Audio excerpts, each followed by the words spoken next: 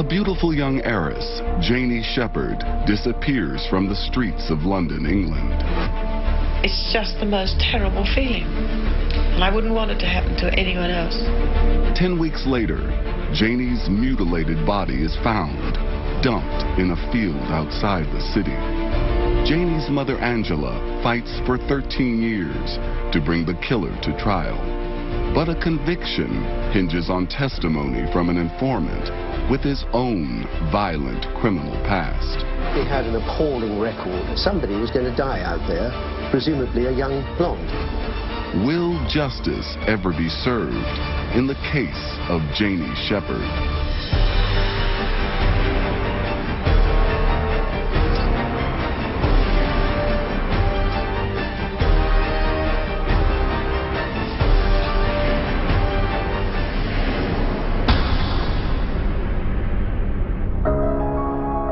On February 4th, 1977, bubbly 24-year-old Janie Shepherd bounces into the house she shares with her cousins.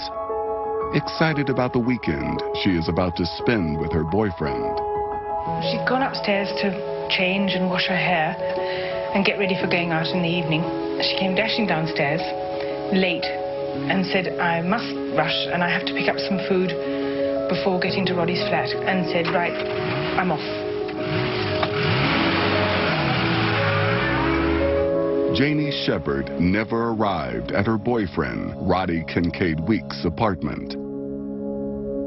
After some time, I started ringing around as many hospitals and police stations as I could think of that would be relevant given the likely route that she would have taken. But when Janie's mud-splattered car turns up in Notting Hill, West London, it's obvious something much more serious has happened. The car has been the scene of a titanic struggle.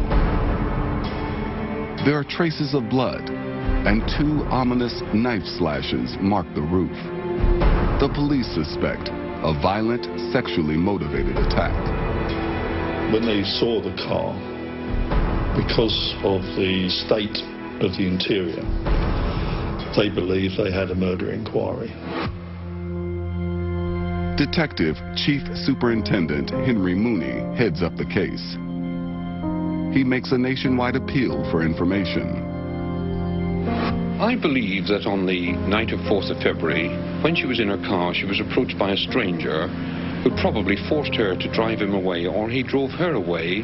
I believe he has killed her and has dumped her body out in the country. Janie's mother Angela and stepfather John Darling join the search.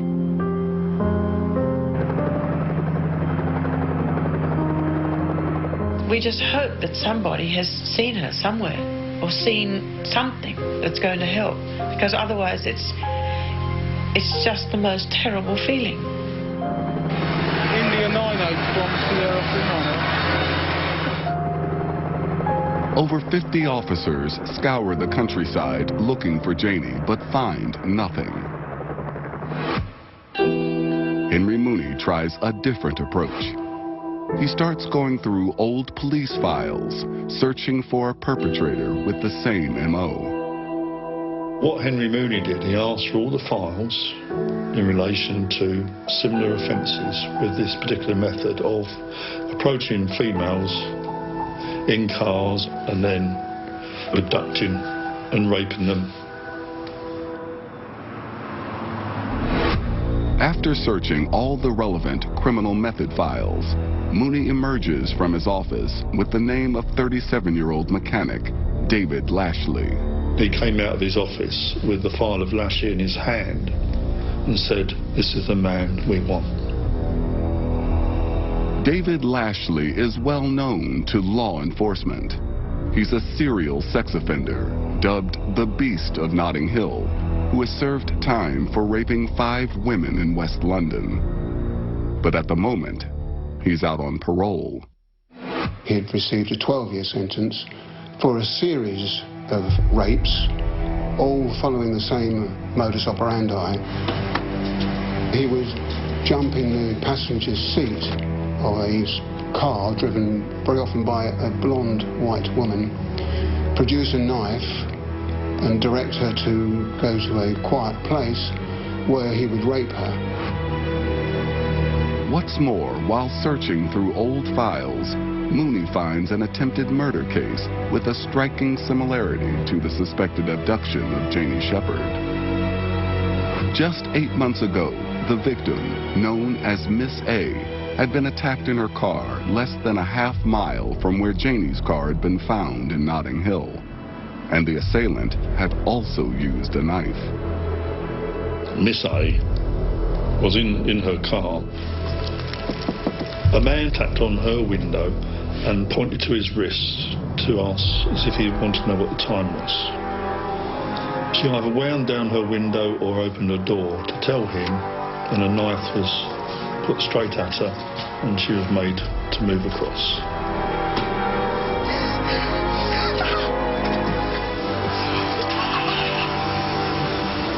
Miss A was driven to a quiet street, raped, dressed again, then raped a second time. After he'd done that, his words to her was, "I've got to kill you so you can't identify me." The attacker very nearly succeeded in carrying out his threat. I was an investigating officer for 12 years. I've never read a statement like the statements that I read that she made. Having failed to break her neck or suffocate her, he resorted to trying to cut her wrists, and he cut them incredibly deep and left her for dead. Miraculously, Miss A survived. Instinctively, Chief Superintendent Mooney linked Miss A's case to David Lashley. And sure enough, Miss A picked Lashley out in a lineup.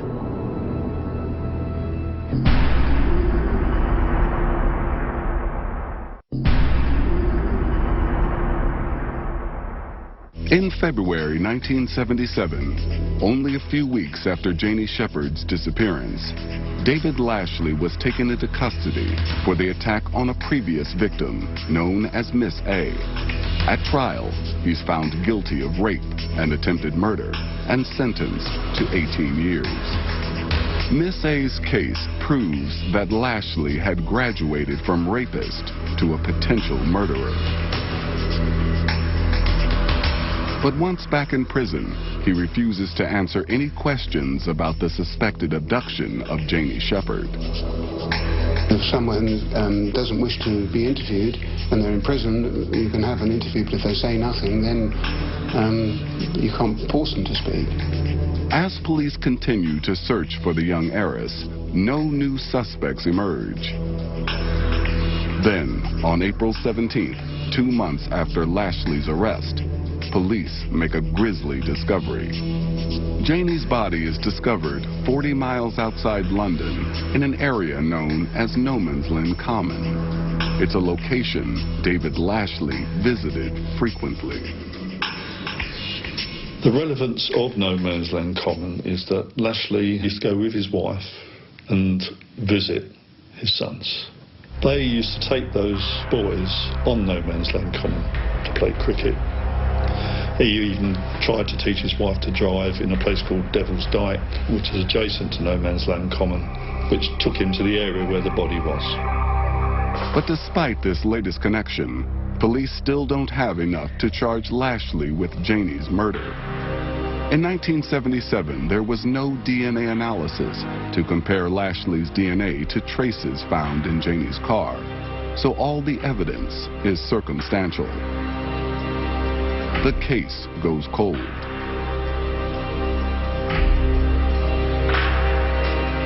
"11 years later, in June 1988, 8 months before David Lashley's parole date, Janie's mother, Angela Shepherd, writes a letter to Hertfordshire police asking about the status of her daughter's case. Her letter triggers a reinvestigation. Well, Lashley was a suspect in the earlier investigations, but when I was given the brief, I very carefully decided to keep an open mind. As an investigating officer, one has to do that. Detective Chief Inspector Ian Winnett and his team review Janie Shepherd's case file but generate no new leads. They check up on Lashley in Franklin Prison in Durham, North England, where he's finishing his sentence for the rape and attempted murder of Miss A. They talk to prison guards, but hear nothing to raise suspicions. Suddenly, they get an incredible break. 4 months after I had visited Franklin Prison, I received a phone call from the security officers I'd met there, telling me that an inmate had come forward to a prison officer saying that Lashley had given great detail as to how he had murdered Janie Shepherd. The inmate in Franklin is nervous to be an informant, but he's willing to make a statement.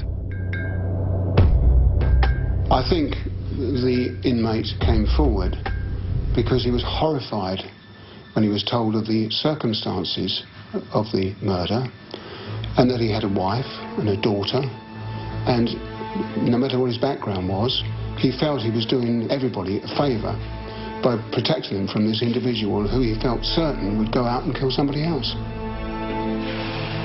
The statement the officer brings back to St. Albans police is remarkable. It was in such detail, and it contained facts which had never been put into the media. Only the person who had killed Janie would know the detail. Armed with the informant's testimony, police finally have enough to charge David Lashley with the murder of Janie Shepherd. They plan to arrest Lashley as soon as he leaves Franklin Prison. Due to an intricacy of English law, he cannot be arrested inside. He must walk freely out of the prison gates.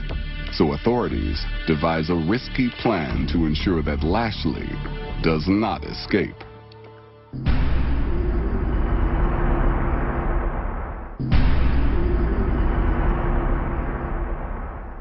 David Lashley must exit Franklin Prison before police can arrest him for the murder of Janie Shepherd.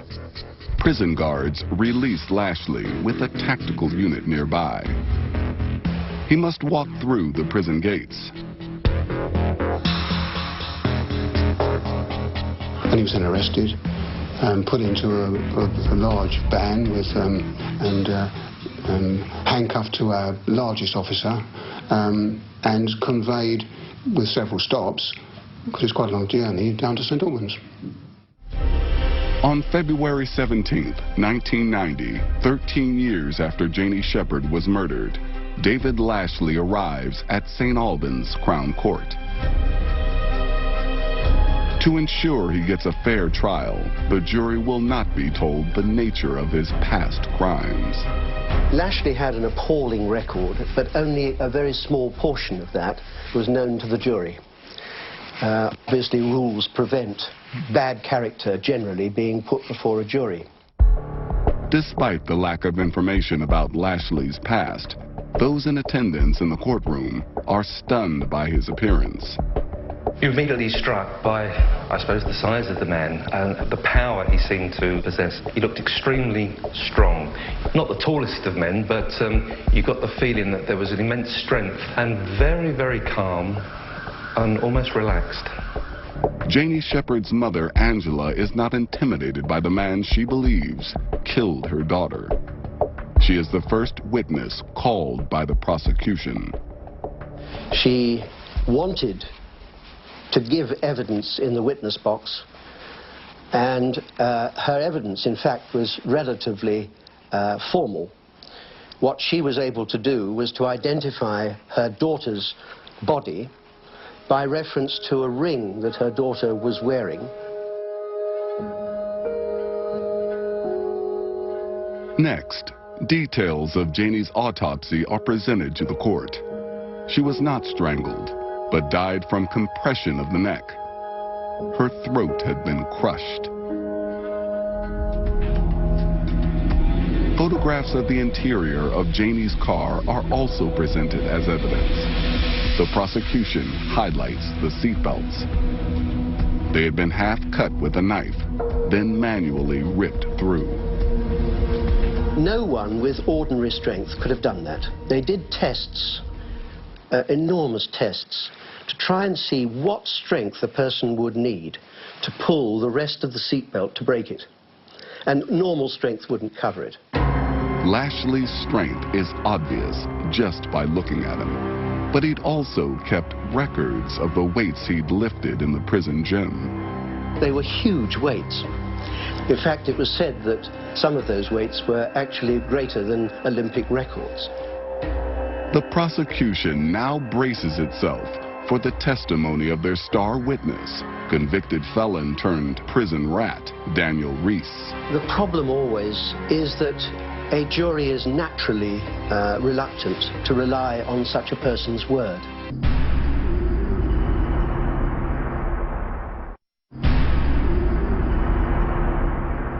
The prosecution begins to roll out their case against David Lashley. In a bold yet calculated move, they call prison informant Daniel Reese to the stand. Reese and Lashley lifted weights together in prison and used to be friends. The prosecution starts going through Reese's statement. Reese was able to tell the jury that in this confession, Lashley had told him how, on the night Janie disappeared, he was in the Queensway area of Bayswater. And his words to Reese were that he'd seen a nice-looking girl going into a shop. Reese testifies that Lashley told him he spotted the for sale sign in Janie's car and waited nearby. Lashley's account to Reese was that he'd engaged her in conversation about the car and then produced a knife and bundled Janie into the vehicle. He'd then raped her, and it was as he raped her that he killed her. And he gave Reese a demonstration of the way he did it. He put his left hand round the back of Reese's neck, and then he pushed the knuckle part of his fist into Reese's throat, the front area of the neck, and that was the way Lashley described that he had killed Janie, that she was choking, and she'd died.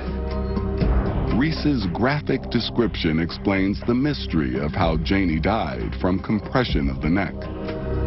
His account went on that he redressed her, not in the clothes that he'd taken from her because they were ripped to smithereens, but he dressed her in a change of clothing that Janie had with her that night, and then strapped her into the car and driven out of London. According to Reese, Lashley told him that he dumped Janie's body at a Lover's Lane area, a match to No Man's Land Common. He made the point as well that Janie had been swaying from side to side in the car as they drove out, which he found amusing and laughed. After the prosecution rests, it's the defense's turn to call its star witness, David Lashley's aunt and alibi, Mrs. Earthra Smith.